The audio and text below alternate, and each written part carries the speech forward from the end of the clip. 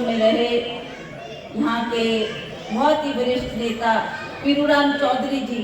उनके हर कार्य में, हर शादी ब्याह बच्चों के शादी कार्य में अवश्य उपस्थित होते थे और बल क्षेत्र का दौरा करते थे। प्रकाश चौधरी जी को सौभाग्य प्राप्त हुआ कि उनके कार्यकाल में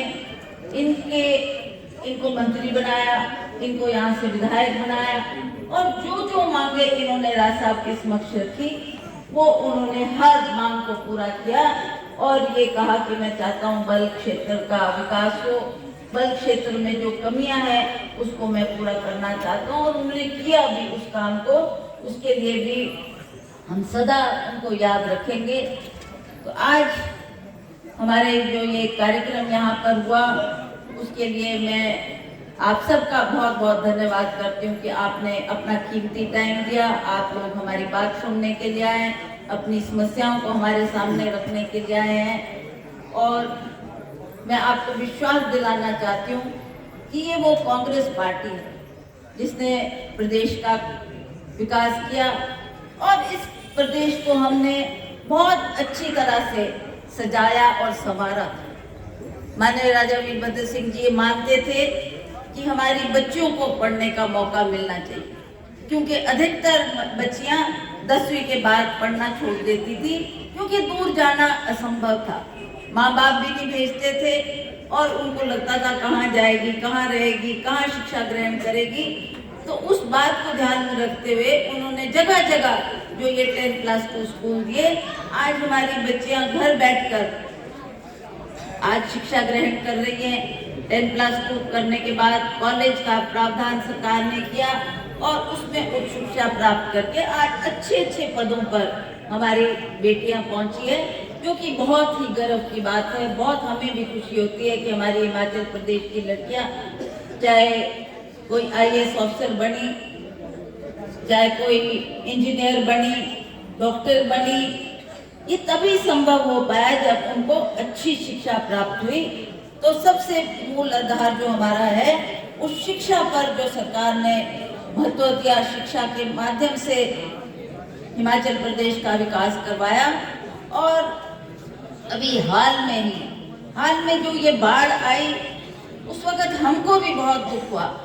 बहुत क्षति हुई हिमाचल प्रदेश की और जगह जगह, चाहे वो स्कूल की बिल्डिंग थी, चाहे करोड़ों रुपए की लागत से जो पुल बने थे, सड़कें बनी थी,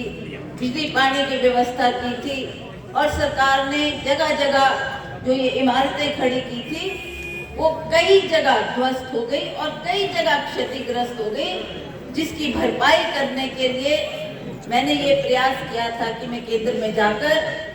प्रधानमंत्री जी से बात करूं। मैंने सभी जितने भी हमारे सांसदगण थे उनको भी पत्र लिखा, उनको भी चिट्ठी लिखी कि आओ हम सब मिलकर प्रधानमंत्री जी से मिलकर आप टाइम लो, मैं भी आऊंगी और हम सब मिलकर बताएंगे कि हिमाचल प्रदेश में इतना नुकसान हुआ। और हमें अफसोस है कि ना उनका कोई मुझे जवाब आया, ना उन्होंने हामी भरी। तो अंततः मैं ही अकेली प्रधानमंत्री के पास चली गई। बहुत कम समय देते हैं वो ऐसे व्यक्तिगत तौर से किसी को मिलने पर, क्योंकि पार्लियामेंट चली हुई थी। पार्लियामेंट के दौरान मैंने जाकर प्रधानमंत्री जी से आग्रह किया, मैंने कहा आप हिमाचल प्रदेश को अपना दूसरा घर बोलते हैं, हमें आशा थी कि ऐसे समय में आप हमारी मदद करेंगे। मैंने उनको ये भी बताया कि हिमाचल प्रदेश के ऊपर 75,000 करोड़ रुपए का अभी कर्जा है और बहुत से काम हमने करने हैं, बहुत से विकास के काम करने हैं, जिसके लिए हमें धन की आवश्यकता है। और अब जो ये बाढ़ आ गई, इससे जो नुकसान हुआ उसकी भरपाई स्टेट नहीं कर सकता। आप कृपा करें, आपका आशीर्वाद हो तो हम पुनः हिमाचल प्रदेश में जो ये क्षति हुई है उसकी भरपाई करने के लिए, उसके सहयोग के लिए मैं आज आपके पास में आई। हमारे मुख्यमंत्री भी 2 बार उनके पास गए, उन्होंने भी कहा कि हिमाचल प्रदेश की आप मदद करें,